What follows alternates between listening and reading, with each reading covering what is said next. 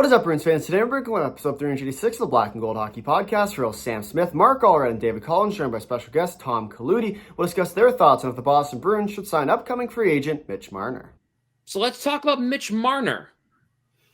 I already don't like this conversation because I've already expressed my thoughts on him on this podcast before. But Mitch Marner is going to be one of the top free agents, if not the top free agent hitting the market if he does not re-sign with Toronto, and I think he's going to. But I've seen a lot of people, Mark's seen a lot of noise on Mitch Marner, and a lot of Bruins fans are clamoring for the Bruins to sign Marner. I've said it on my stream. I will say it again. He doesn't show up in the playoffs. Why even bother? I don't know. That's my thoughts on it. Mark? Really? I find that, well, I'm disagreeing just a little bit because from a lot of what I heard, he's an impactful player during the playoffs. Kind of not so in the regular season. Yeah, and Parker says he's not leaving. If I'm not mistaken, he was approached to waive his no trade, and they couldn't make it happen. He didn't want to leave, so I don't know if that's not a sign that the team wants to move on from you. Then I don't know what is. But if he wants to go out and test the free agent market, he could probably do very well. Now, there's going to be pushback because of how he plays, and I understand that. But as a Boston Bruins team that is increasingly trying to build for the future, this might be a player that you could add, and you have the flexibility to do so. Now, yes, he is going to get pushed off pucks a lot, and it is going to be frustrating for fans to see. But what a player like him can do is finish. And that's something that we haven't really seen in the past 2 years. So, you know, he's going to be a very high commodity on the free agent market if he actually goes. So I would expect Boston to be involved in that because you could get a versatile player. You could try and put him at center. But if I'm not mistaken, he could also be an effective wing. He only plays the wing. He only plays the wing. But wasn't he? I think he came into the league as a center. Okay. And they switched him to a. I could be wrong. I don't. I've never heard of him being a center. I've always heard of him being a right wing, but. Okay. But anyway, yeah. So he could. I could see a world where if Marner was on the Bruins, him being effective, I could see a world where that happening. I just don't think that the game Marner plays is the game the Bruins want to play. Okay? This season, he's having a great season. I'm not going to deny he's not a great player. He's got 83 points in 68 games. He's averaging almost an assist a game. Okay? Not going to deny that. He can create. He's a creator. Something they need a little bit more of because Pasternak's trying that. It's not really working. Okay. So I love the idea of having a more of a playmaker on the team. However, I just think that that's not exactly what the Bruins are looking for. That's my thoughts. And plus, that salary cap hit, I don't care if the cap's going up 10.9. Ooh. They're already paying Pastrnak 11.25. You don't want to turn into the Maple Leafs and be paying multiple guys over $9 million. Do they want to bite that bullet? Tom? So I got two things on Marner. Well, three actually, but the first one, Mark, real quick, you were right. I just Googled it. He spent most of his time in junior playing center. So I guess you could say he has that capability. I didn't know that either. So good on you for remembering that. I think the Four Nations opened a lot of eyes about Mitch Marner because of the way he was able to play in a playoff style environment. I don't know if you can attribute and we're saying lack of playoff success. I mean, the guy's got 50 points in 57 games and is a plus 10 in the playoffs. So he's no slouch, but he's not putting up his own, he's not equaling his regular season production. I think it's one of those things. Do you need to get the guy out of Toronto or the Toronto out of the guy type of thing? And we've seen this season, especially and with the Four Nations, that Mitch Marner, when he's on the ice with the best of the best, he can be one of the best of the best. If you're the Boston Bruins, you need to seriously consider this. All that being said, I don't think it makes a ton of sense, strictly because of where Marner plays. He's already a right wing. If he doesn't want to move to center, if he's a right wing and wants to be the best right wing in the league and thinks he is, you already have David Pastrnak there. You might have the one right wing that's better than Mitch Marner. And I don't know, even if the Bruins pay him $20 million a year, I don't know why Mitch Marner would want to come to Boston and play on the second line. Now, you can always play him on the off wing. You can always, get creative. I just don't like the idea of signing somebody and playing them to that contract and playing them on the second line. And I don't think, if he didn't want to waive his no trade clause to go to, was it Carolina for Rantanen? Yeah. If he's not going to take an opportunity there, I just feel like it's not really in the cards for the Bruins. That's fair. Yeah. See, that's what I mean. Like, he would be, like, he would play with Elias Lindholm on the second line. And whoever the hell the left wing is. Could be anybody at this point, right? Depending on who they sign or whatnot. Like, it doesn't make a lot of sense. Would I love to have Mitch Marner in the Bruins? Absolutely. Does he play the game that the Bruins want? No. Does he play does he fill a need? Sure. But I don't want to pay $20 million to two right wings. I don't know. Because he's going to want Matthews money. But he's getting 13 right now. He's going to want that money. And if he gets that money, he's going to be the top line right wing. Just for reference, Austin Matthews in the playoffs, sorry to interrupt, Sam, 55 games, 48 points, +2. So you could argue if anyone isn't pulling their weight on that team, it's the goal scorer Matthews and not the chance generator in Marner. Yeah, so I don't know. I just think it would be a backwards decision to try to go after Marner instead of trying to actually fill out your team with the amount of money you have to spend. You also have an NHL roster to fill out. So maybe, you don't go out and sign Marner. Maybe you go out and sign Nikolai Ehlers or a Brock Besser if he becomes available.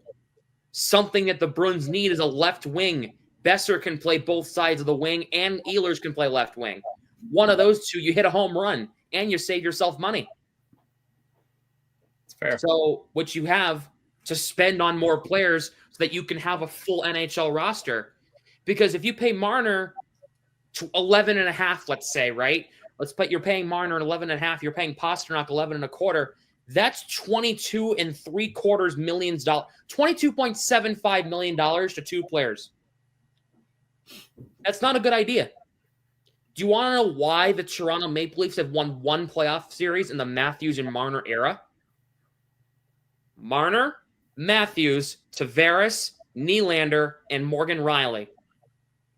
Everybody else does not make the amount of money they're making. 5 players on that team are making at least $9.5 million on that team.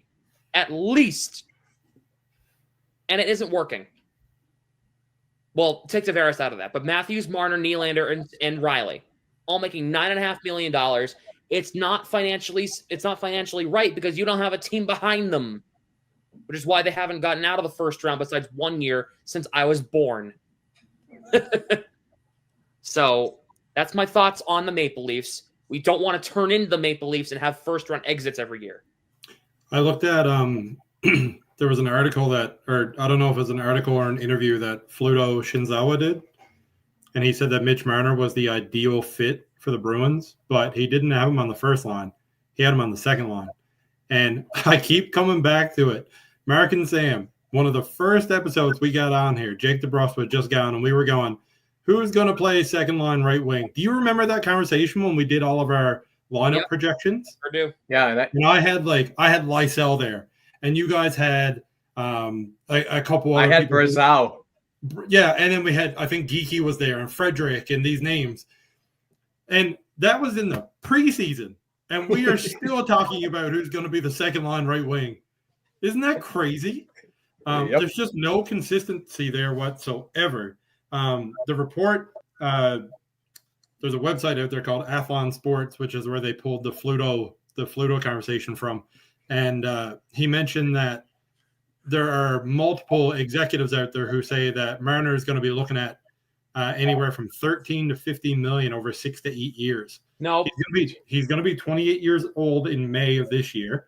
So if you look at even 6 years, you're looking at a 34-year-old. You look at 8 years, looking at a 36-year-old.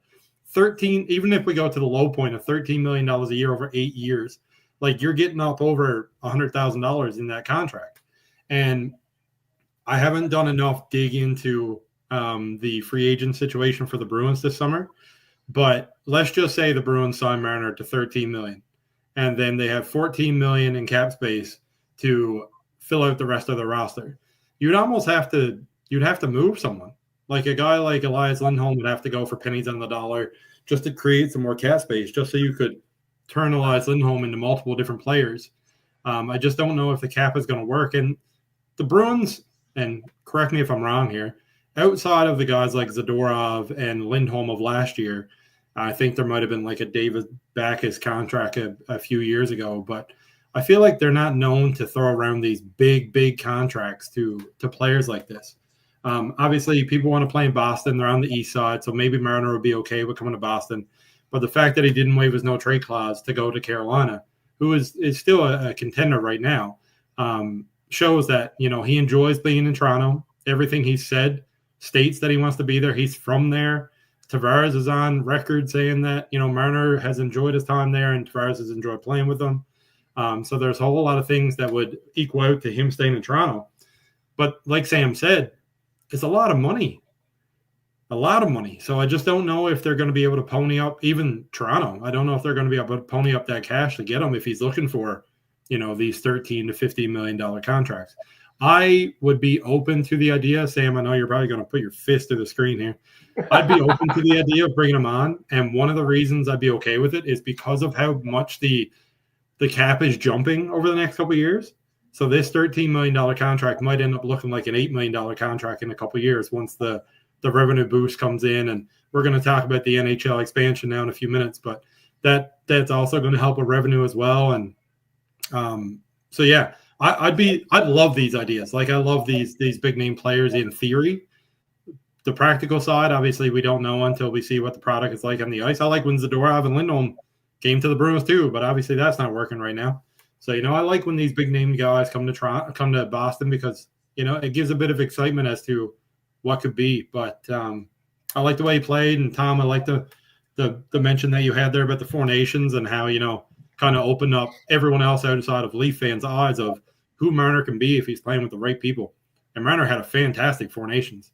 And he really looked like he belonged on that first line with McDavid and going all the way like they did. So I love free agent talk. I love draft talk and all this type of stuff. So we're really getting into my wheelhouse now in a couple weeks when the season's over. So I am looking forward to doing more of these conversations and also getting deeper into other people who may be on the market. Eamon says, Sam, think of how funny would it be every time if Marner scores a big goal against the Leafs. Okay. I mean, from that part, sure. Because, haha, screw you. But, money, no. If he wanted under $10 million, okay. Maybe. But, no, he's not going to want that. And he shouldn't want that. So, that's completely fair. Yeah. I'll be right back, boys. All right. So, Mark's going to step away for a minute. Sam, I will say one thing. Just the last point on the Marner thing. That would expedite the retool. That retool would be over real fucking quick if Marner showed up in town. Oh, yeah. I'm just wondering if Marner would want to come if he knows he's playing on the second line. Yeah, I wonder if he'd be open to going over to the left wing or if he'd be open to going to center. There was a couple of reports out there earlier in the year, back in September, that stated that the Leafs should look into moving him back to center to break up Matthews and Marner and Nylander, I think was the other one, just for center depth. So if he was willing to go to center and could anchor that first line between Pastrnak and I still don't think Geeky is a number one left wing, but if they were looking at that, would that be okay? Would he be open to that? And then you could almost considering that he's a centerman playing with a guy like Pasta, maybe you could entice the fan base a little more with that money because the expectations that would come with being a first line center. So something to think about. It's not a bad idea. If they move, if he's willing to play center, sure, fine. Yeah. Because then that would give me an opportunity for me, for if I were the GM, to move Zaka, to try to get him off the books. I'd move Zaka, keep Geeky, and then put Geeky, Marner, Pasternak on the first line because Geeky and Pasternak play well. Marner would play in the middle, and then honestly, if Marner's even willing to play off wing, Geeky could be the center. Honestly, yeah, he's actually pretty good at center. So, a lot of what ifs. A lot of what ifs, but it's not a bad idea, It's one of the things about the Bruins that is really enjoyable is that we can have these conversations because they are legit conversations. If you were a Sabres fan or a Sharks fan, you're not talking about Mitch Marner. You're not talking about even you want to look at Zadorov and Lindholm, the excitement that came with them. You're not having these conversations. So it is one of the things that's exciting about it being a Bruins fan is that any free agent is basically on the table and is a possibility at all times. Yeah. I mean, Eamon's right with putting Marner and Pasternak on the same power play unit if Marner were to be a Bruin. I mean, that would just be insane. It'd feed families. What's up? It'd feed families. It would. It absolutely would. Oh, man. Oh, that's a good idea, actually. Oh, if they get Ehlers too, Marner, Middlestat, Ehlers, oof. On the second line, that's a crazy top six. If you get Marner and Ehlers, you're not re-signing both Geeky and Lowry. You have to pick one. I'm choosing Lowry. Sorry, Morgan. Yeah, 100%. Yeah, 10 out of 10. Yeah, so I don't know about that. Like what you saw? Be sure to come back next week for episode 387 of the Black and Gold Hockey Podcast, where we'll continue to talk all things Bruins. See you then.